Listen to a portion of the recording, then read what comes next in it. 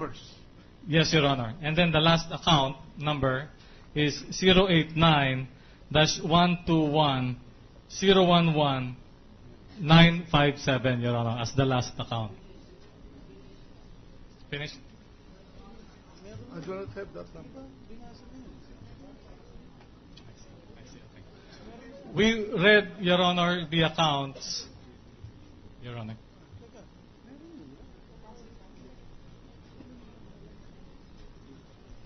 May I make a correction, Your Honor, that last account is not included. The last account was already Yes, Your Honor. discussed. Yes, Your Honor. So, Your Honor, may we now make a manifestation that in view of the failure of the witness to bring the subpoenaed documents for 5 accounts, Your Honor, may we ask that the tribunal direct the witness to present the subpoenaed documents for these 5 accounts, Your Honor, they being already mentioned in the subpoena earlier issued by this Honorable We have Tribunal. already directed them in the subpoena. Yes, Your Honor, but because they have failed to comply with the subpoena, Your Honor, may we invoke the rules and ask the Honorable Tribunal to take appropriate action to enforce obedience, Your Honor, to the subpoena that was Mr. issued. Witness, why did you not bring the records of the accounts mentioned, the 5 accounts? Your Honor, if I may explain... No, just tell me. Go directly. Don't beat around the bush. Direct answer. Why? The direct answer, sir, is because we had assessed and determined that the disclosure of these accounts would have exposed us to criminal liability, and we therefore then sought guidance from the Supreme Court on a petition that we made this morning to provide us that guidance, Your Honor. The gentleman from Cebu, Senator Smenya. Thank you. Mr. Witness, these 5 accounts, are they dollar or peso? They are dollar accounts, Your Honor. Thank you, Mr. Chair. Thank you. So you are invoking your right to keep silent because Your Honor, of criminal liability? Your Honor, we have requested the guidance of the Supreme Court, and we thought it best that we do not disclose at this particular time anything on the dollar deposits because it would have invoked us to criminal liability.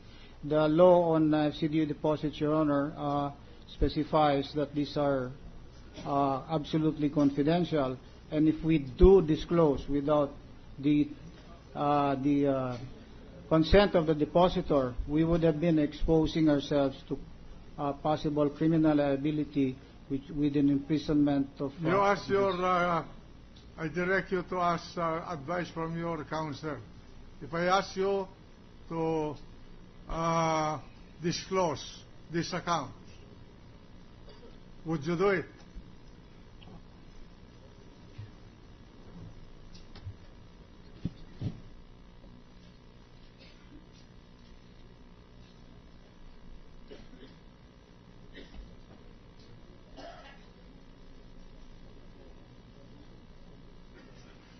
With much regret, Your Honor, at this time we cannot because we had filed a petition with the Supreme Court earlier. The Minority Floor Leader. Mr. President, I'd just like to clarify, sabi ho nung witness, humingi kayo ng guidance sa Supreme Court. Yes, Your Honor. Ano pong final nyo sa Supreme Court?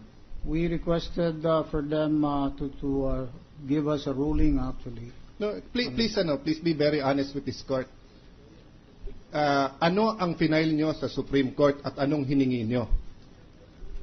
We asked for a temporary restraining order to restrain and protect us, restrain the court and protect us from having to disclose these documents because we believe that it is Mr. against President, the FCDO I'll law. cut you there. Please be honest with this court. Ang sinabi mo kasi, you're seeking guidance. Kung declaratory relief ang final nyo, ibig sabihin, humihingi kayo ng opinion nila at guidance. Ang hiningi nyo sa kanila, TRO at saka injunction. Ibig sabihin, may stand na kayo na magiging liable kayo, kaya hindi nyo lalabas. Magkaiba yung dalawang yan. Anyway, we will give you leeway personally because I assume you're not a lawyer. Are you a lawyer? No, sir. No, so, sir, not a lawyer. but please, be very honest with this court. I will let it slide this time because siguro wala kang intention na ganyan. Pero ibang-iba po yung sinasabi nyong eto ang stand ng bangko nyo at ibang-iba na sinasabing humihingi kayo ng guidance. Thank you, Mr. Presiding Officer.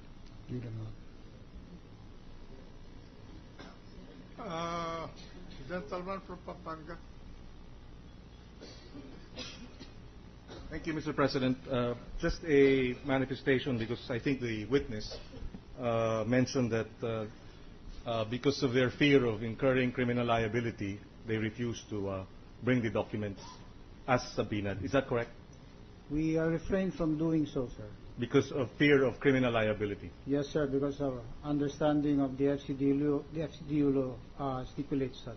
Yes. Well, under the revised penal code, just for the information, Article 11, Chapter 2, justifying circumstances. And if I may quote, the following do not incur any criminal liability.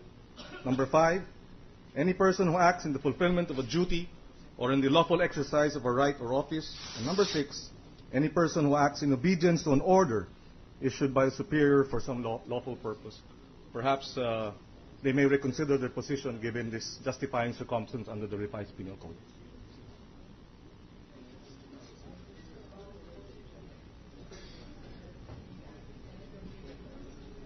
Mr. President, The lady senator from Taguig. I would just like to direct my questions to the witness. Mr. Witness, you mentioned that you are not a lawyer. Yes, Your Honor. And do I understand correctly that you made your decision not to bring the subpoenaed documents upon advice of your counsel? Yes, Your Honor. So if you were advised by counsel or counsels that you would not be violating the law, then you would submit to this honorable court. I believe so, yes, Your Honor. So the reason you do not have it right now is upon that advice, you now decided that you will go to the Supreme Court on certiorari. The And advice... await- Sorry, ma'am. Please proceed. The advice of our counsel is by so doing, we will open ourselves to possible violation of this law, which includes criminal liability. And on the basis of that advice, we made a decision actually that way. But is it also true, Mr. Witness, that you made a distinction between the local accounts, the peso accounts, and Yes, Your Honor. you brought them because of your belief that you are not violating any law? Do I follow your logic? Yes, sir. Yes, Your Honor. As a matter of fact, I would have covered that in an opening statement that I had earlier wanted to make, but unfortunately was not allowed to do so. Now, we would have explained that there are two laws governing deposits, one for peso deposits and another for foreign currency deposits. And for the peso deposits, while there is secrecy of bank deposits and confidentiality, it clearly stipulates that the exceptions to this rule actually is by the order of the impeachment court.